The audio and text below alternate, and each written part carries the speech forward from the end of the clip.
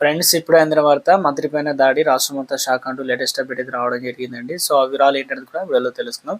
Video చివరి వరకు చూడండి, అర్థమవుతుంది. మొదటిసారి ఛానల్ వస్తే తప్పకుండా సబ్స్క్రైబ్ చేసుకోండి. చూస్తున్నారు కానీ లైక్ చేయడం మర్చిపోతున్నారు, వెంటనే లైక్ చేయండి. వివరాలకు అయితే వెళ్ళిపోదామండి. ఎక్కడ జరిగింది సంఘటన ఏంటనే ఒకసారి వివరాలు చూసుకున్నట్లయితే కేరళ ఆరోగ్య శాఖ మంత్రి వినోజర్ పే కేరళ స్టూడెంట్ యూనియన్ కార్యకర్తలు దాడికి పాల్పడ్డారు. ఈ సంఘటన బుధవారం కర్నూలు రైల్వే స్టేషన్లో అయితే ఇక చోటు చేసుకుంది. గాయపడిన మహిళా మంత్రిని చికిత్స నిమిత్తం కర్నూలు జిల్లా ఆసుపత్రికి తరలించారు. ఇక ఈ విషయం తెలిసిన వెంటనే కేరళ సీఎం పినరాయి విజయన్ ఆసుపత్రికి వెళ్లి వినర్జన్ పరామర్శించారు. ఘటనకు సంబంధించిన వివరాలు ఇలా ఉన్నాయన్నమాట. కల్లియాడల్లో అంతర్జాతీయ ఆయుర్వేద పరిశోధన కేంద్రాన్ని బుధవారం కేరళ ఆరోగ్య మంత్రి శాఖ వినర్జన్ ప్రారంభించారు. అనంతరం కర్నూలు రైల్వే స్టేషన్ ప్లాట్ఫామ్ పైకి వస్తుండగా ఆమె పైన కేసుకు అనగా కార్యకర్తలు దాడికి తెగించారు. మహిళలు అని చూడకుండా ఆమె చేతిని పట్టుకొని ఒకసారిగా ఆమెను దూరంగా నెట్టేశారు. దీంతో ఆమె మెడ చేతికి గాయాలయ్యాయన్నమాట. గత ఆదివారం కూడా యూత్ కాంగ్రెస్ దుండగులు మంత్రి వినర్జర్ అధికార నివాసం పైన దాడి చేశారు.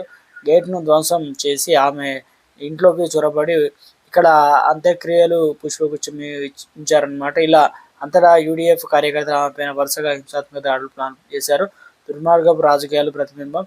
సీఎం పినరాయికు కర్నూలులో ఆరోగ్య మంత్రి వినర్జన్ కేసు దాడికి పాల్పడడం కాంగ్రెస్ పార్టీ దుర్మార్గపు రాజకీయ ప్రతిబింబమని, కేరళ భారతదేశంలో అత్యంత ఆరోగ్య సంరక్షణ రంగాన్ని కలిగి ఉందని ఈ వాస్తవాన్ని అన్ని అధికార సంస్థలు గుర్తించాయని, అయినప్పటికీ ఈ విధంగా ప్రమేయం లేని మంత్రిపైన దాడి రాజకీయంగా చూడలేమని, దాడికి వ్యతిరేకంగా నేడు నిరసనలు. మంత్రి వినర్జన్పై దాడి పట్ల కేరళ వ్యాప్తంగా గురువారం నిరసనలు.